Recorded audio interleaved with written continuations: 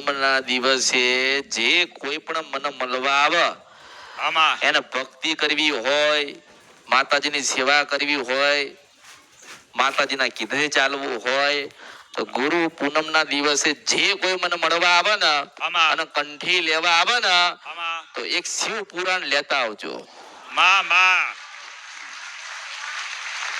ગુરુ પૂનમના દિવસે જે કોઈ મારી પાસે આશીર્વાદ ને કૃપા લેવા આવે અને હું તો મોજેલી મેલડી છું, ગમે તારે તમારા દેવ દુઃખના સમાધાન કરી દઉં. પણ એટલું યાદ રાખજો કે ગુરુ પૂનમે આવો મારી પાસે તમારી પોતાની કંઠી બદલાવા કે લેવા માટે, ત્યારે તમે એક શિવ પુરાણ લઈને આવજો અને શિવ પુરાણ મને આપજો ને પછી હું તમને આપીશ.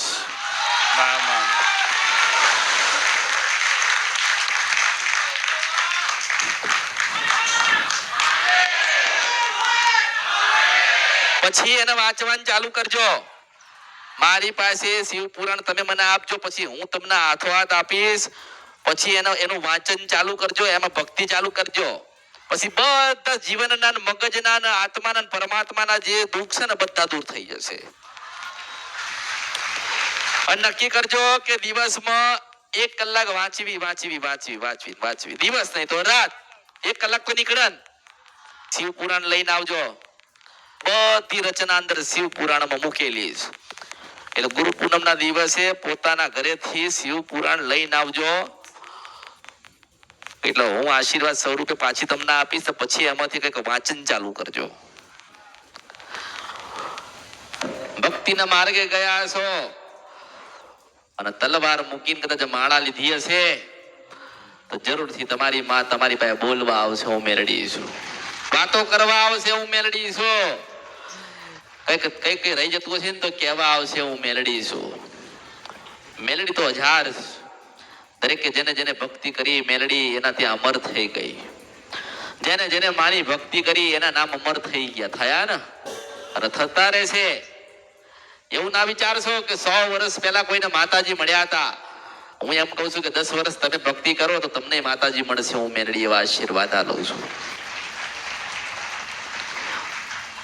તમારી જનેતા, તમારી ભગવતી, તમારા મઠ અને મંદિરમાં તમારા હૃદયની અંદર બેઠેલી માં છે ને તમને જોવો છે ને તમે જોતા રહેજો. ક્યાંય જવાની જરૂર નથી. મનની અંદર પડી છે એને વાંચી લો. મનની અંદર વાત પડી છે એને વાંચી લો. માં શું કહેવા માંગે છે એને સમજી લો. માના ગુના થાય નહીં નવા, એવી સાવચેતી રાખો, એવી ભક્તિ કરો. અને સદાના માટે માને એટલું પ્રાર્થના કરો કે માં દુનિયા આમની આમ થાય પણ અમને મૂકીને તું જતી નહીં. અને માં તારી ભક્તિ ઘટે નહીં, તારી ભક્તિ વધતી જાય ને એવા આશીર્વાદ આપજે માં.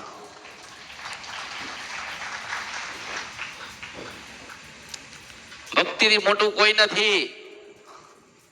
ભક્તિ કરો તો એના તપ કહેવાય. જેને જેને તપ કર્યું હશે, ભક્તિ કરી હશે, ભજન કર્યા હશે, પરમાત્માને પ્રાપ્તિ કરવા માટે સત્યના માર્ગે ચાલતા હશો તો થોડું નાનું મોટું દુઃખ પડશે. પણ જેમ જેમ ભક્તિ વધશે ને એમ વધારે એનાથી વધારે જ્ઞાન મળશે. જ્ઞાન અને તમારી પાસે જ્ઞાન હશે ને તો કોઈ જગ્યાએ જોવડાવું નહીં પડે. માં આપો આપ કઈ કહેવા આવશે. જેને ભક્તિ કરી, જેને ભજન કર્યું, જેને તલવાર મૂકીને માળા પકડી ને એના નામ અમર થાય છે. હું મેલડી બોલું છું. માં તો રાજી જ છે. માં રાજી જ રહેવાની.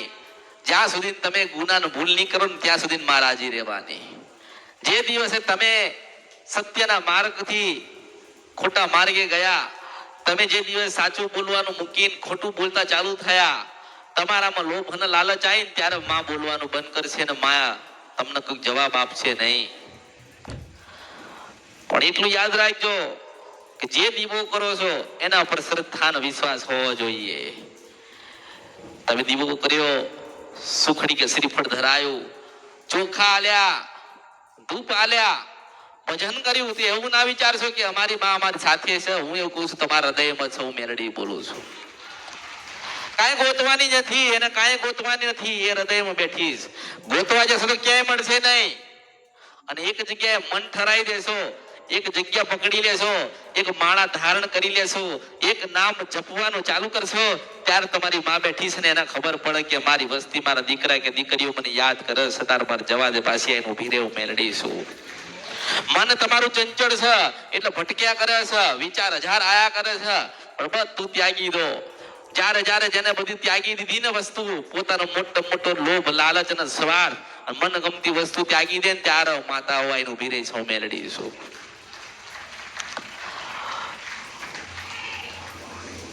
માતાજી બોલે છે કે નથી બોલતા એ વાત નથી. માતાજી કઈ કહેવા આવે છે કે નથી કહેવા આવતા એ વાત નથી, પણ તમે સાચી ભક્તિ કરો છો ને એટલે માં સદાના માટે રાજી રહે છે. માને રાજી રાખવી હોય તો સત્યના માર્ગે ચાલવું પડશે. માની કૃપા જોઈતી હોય તો સદા સૌનું સારું થાય ને એવી પ્રાર્થના કરવી પડશે. હું મેલડી છું. જે તમે આપો માં સ્વીકાર કરસ. તમે શ્રીફળ લાયા, વધેર્યું, ખરાબ નીકળ્યું, પણ માના ત્યાં લેખાયું ને. તમે ખરીદવા ગયા, તમે લેવા ગયા, તાર માન ખબર પડી કે મારા દીકરા કે દીકરીઓ મારી વસ્તી મારું શ્રીફળ લેવા ગઈ. એક સારું કે ખરાબ એ ફળ છે, એ કુદરતનો વિષય છે, પણ તમારો વિષય હતો કે સાચા ભાવથી શ્રીફળ આલવાનું. તમે સાચા ભાવથી શ્રીફળ આપ્યું, ખરાબ નીકળે કે સારું નીકળે એ કુદરતના હાથની વાત છે, પણ તમે સાચા ભાવથી, પવિત્ર ભાવથી શ્રીફળ વધેર્યું છે એટલે તમારી કુળદેવી સુધી પહોંચી ગયું, પહોંચી ગયું, પહોંચી ગયું, પહોંચી ગયું. 12 મહિને એક કે બે વખત નિવેદ થાય ને, એક કે બે વખત જ નિવેદ થાય ને. વિચાર કરો, એક થી બે વખત જ વર્ષમાં નિવેદ થાય અને આપણે 360 કે 65 કે 500 દિવસ હોય ને, આપણે સુખ માગ કરીએ છીએ. નાનામાંથી નાનું કામ હોય ને તો આપણે માને સોંપી દઈએ છીએ, સોંપીએ છીએ ને. તો એક નાનું કામ ના થાય, 12 થી 4 નું ભજન ના થાય ને. એ તો 12 મહિને ક્યારે આવશે, ક્યારે નવરાત્રી આવશે, ક્યારે માના દિવસો આવશે, ક્યારે ઉપવાસ કરીશું, ક્યારે માળા લઈશું, ક્યારે મંદિરે જઈશું, ક્યારે મઠે જઈશું, ક્યારે ગામડે જઈશું. મનથી યાદ કરો અને 12 થી 4 નું ભજન કરો. 2 કલાક કરો, અડધો કલાક કરો, 10 કલાક કરો કે 10 મિનિટ કરો. સાચા ભાવથી પલાઠી વળીને બેઠ્યા છો અને દીવો કર્યો છે તો અજવાળું જરૂરથી થશે એવું અમૃતની મેલડી આશીર્વાદ આલું છું. જો તમે તમારી માનો દીવો સાચા ભાવથી કર્યો હોય તો ગમે તેવું અંધારું હશે ને અજવાળું થશે એવું મેલડી આશીર્વાદ આલું છું. સાચા ભાવથી દીવા થાય. દીવો તો કર્યો પાછો ઓલવાઈ ગયો ને, પણ મારા હોય કે તમારી માના દીવા હોય, પરમાત્માએ શંકર ભગવાને અને આદ્ય શક્તિએ 2 દીવા મૂક્યા છે, ચાંદો અને સૂરજ. કદી ઓલવાના નથી. તમે હોય કે ના હોય, તમારા પૂર્વજો હતા કે નતા, તમારા પૂર્વજો હશે કે નહીં હોય, જ્યાં સુધીના દુનિયા છે, આ પરમાત્મા છે, તમે છો ને ત્યાં સુધી ચાંદો અને સૂરજ છે. તમે તમારી માના દીવા નહીં કરો, એની ભક્તિ નહીં કરો તો ફરક નથી પડવાનો. પરમાત્માએ ચાંદો અને સૂરજ 2 દીવા મૂક્યા છે, એના ત્યાં ચાલુ જ છે, 24 કલાકના દીવા. તમે તો એક નિમિત્તનો દીવો કરો છો, અને સાચો દીવો કરવો હોય તો પલાઠી વાળીને બેહીને માળા લેવી પડે ને પછી દીવો કરો ને પછી અજવાળું થાય ને પાછી દીવામાંથી બહાર આવે. હું મેળડી છું. કઈક દૂર જવાની જરૂર નથી, કઈક દૂર જઈને ભજન કરવાની જરૂર નથી. આપણા ઘરે ભજન કરવાનું. બહુ દૂર જઈને તપસ્યા કરવાની જરૂર નથી, આપણા ઘરે બેહીને તપ કરવાની જરૂર છે. આપણું મન છે ને, તમારા બધાના મન છે ને, એ તમારા ઘરે તમારી માના મંદિરે નથી ટકતા તો બહાર ટકશે નહીં ટક. તમે તમારી માના દીવાની આગળ કદાચ 2 કલાક નથી બેસી શકતા તો બહાર શું ભજન કરવાના? તમે બહાર શું તપ કરવાના? 4 ધામની યાત્રાએ જાય છે, લોકો જાય છે ને, નથી જતા? હું એવું કહું છું કે જેને એની કુળદેવી ત્યાં આટા માર્યા ને 10 ધામની યાત્રા કહેવાય. એની માની ખબર પૂછી ને એટલે 4 ધામની યાત્રા કહેવાય. 12 થી 4 નું ભજન કર્યું ને એને 4 ધામની યાત્રા કહેવાય. દરેકના ઘરે દેવ બોલતું થાય, દરેકના એમની માની કૃપાના આશીર્વાદ મળે. અને મોટું તો જ્ઞાન છે. શું છે? જ્ઞાન. તમારામાં જ્ઞાન હોવું જોઈએ કે અમારી શિકોતર માતા છે તો કેવી રીતે રાજી કરીએ. તમને એવું જ્ઞાન હોવું જોઈએ કે અમારી ખોડિયાલ કેવી રીતે રાજી થાય.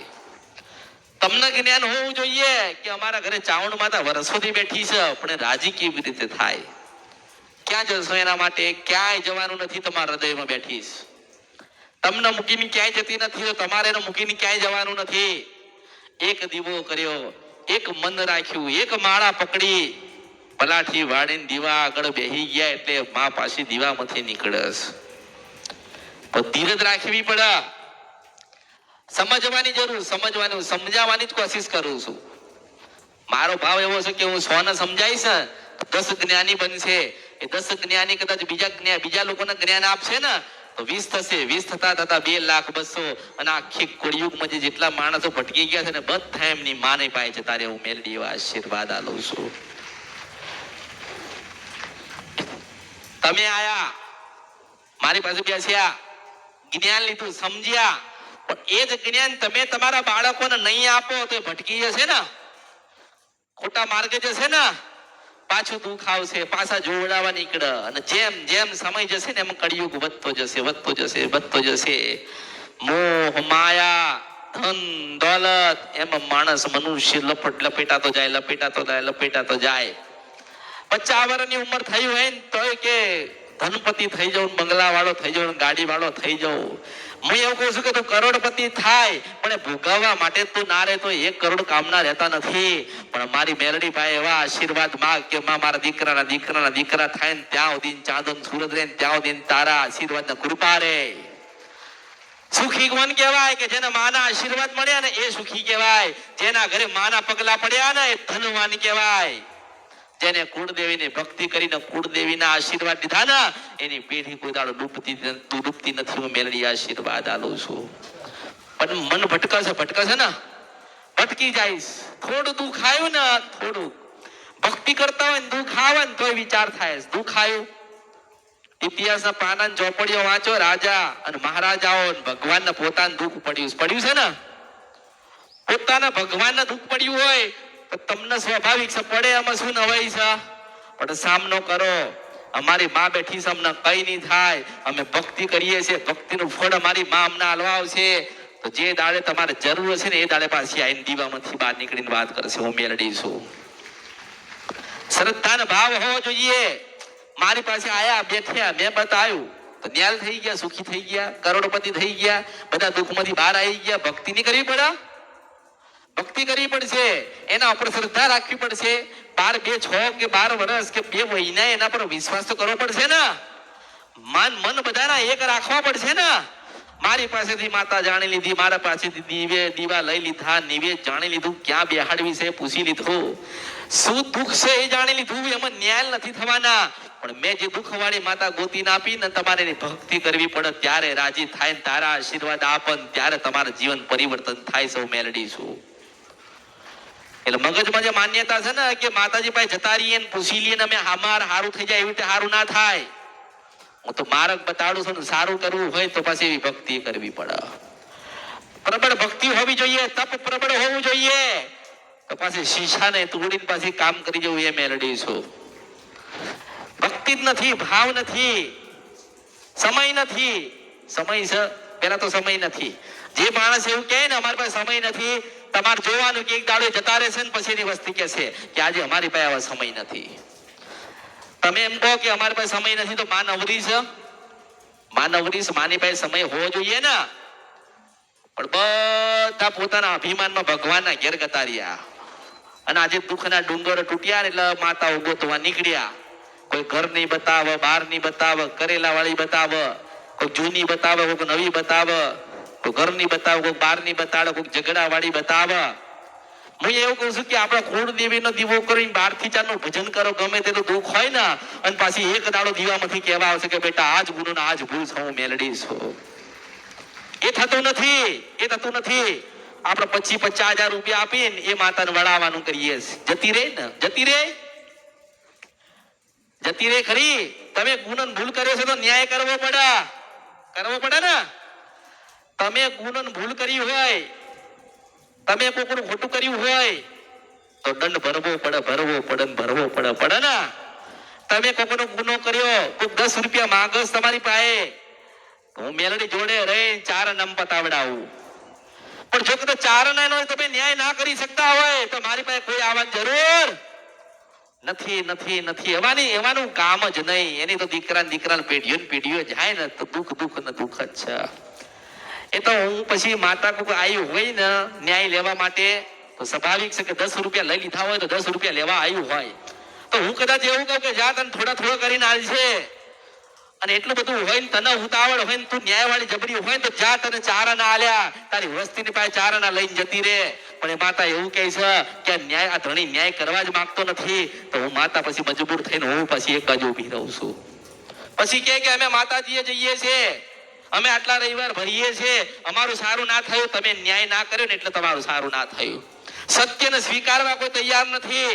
જેને સત્યને સ્વીકાર્યો નથી ને એની પેઢી ડૂબી ગઈ છું. મેલડી બોલું છું. પછી મંદિરે જાય, ઉજ્જૈન જાય મન જોવો. હું તમારા હૃદયમાં છું, ક્યાંય નથી. તમે બેઠ્યા છો ને તમારી અંદર જ છો. એટલે કહું છું કે આ તો ઓળખો તો ઓળખાય ને. પછી કે આ મેલડી જબરીશ. હું એમ કહું છું કે હું ક્યારે તમારા માટે જબરી જઈશ ખબર? જેને 12 થી 4 નું ભજન કર્યું ત્યારે જબરી થવું છું. ભજન વગર કોઈ જબરું નથી. વિશ્વાસ, શ્રદ્ધા અને ભાવ વગર કોઈ જબરું નથી. 24 કલાક દીવા કરશો ને તમારો શ્રદ્ધા અને ભાવ નહીં હોય અને તમે તમારી મા માટે તપ નહીં કર્યું હોય ને તો ભક્તિ કોઈ કામની નથી. ક્યારેય નહીં આવે. આ તો ઘરમાં મોટી વિઘ્ન આવે ને મોટી તકલીફ આવે ને ત્યારે માતાજી પાસે દોડસ.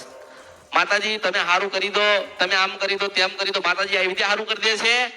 આપણે પહેલા જ માતાજીના કીધે રહ્યા હોય તો આપણા જીવનમાં દુઃખ આવે. આપણે પહેલા જ માતાજીના ચરણમાં ગયા હોય તો કોઈના શરણમાં ના જવું પણ હું મેલડી છું. પછી જોવડાવ, દાણા ન ખાવ ને મૂળા બંધાવ, વાયણ કરાવ. જાય છે પત છે ના પત કોઈ ના જાય. ન્યાય એટલે ન્યાય કહેવાય. જો તમારી માનો બાકી હોય ને તોય કરજો. આજે પહેલી વખત આયા હોય તો સાંભળી લેજો. બીજી વખત આયા હોય તોય સાંભળી લેજો. વર્ષોથી આવતા હોય તો સાંભળી લેજો. સુખી થવું હોય, જ્ઞાન લેવું હોય, તમારી પેઢીમાં કોઈ દાડો દુઃખ ના આવે, કોઈ દાડો તમે પોતે દુઃખી ના થાવ તો એટલું યાદ રાખજો કે તમારા ઘરે જે બેઠી છે ને એનું 12 થી 4 નું ભજન કરજો અને હું વિચારો કરવા તો અમરતે મેલડી આવીશ. કઈક હોવું જોઈએ ને.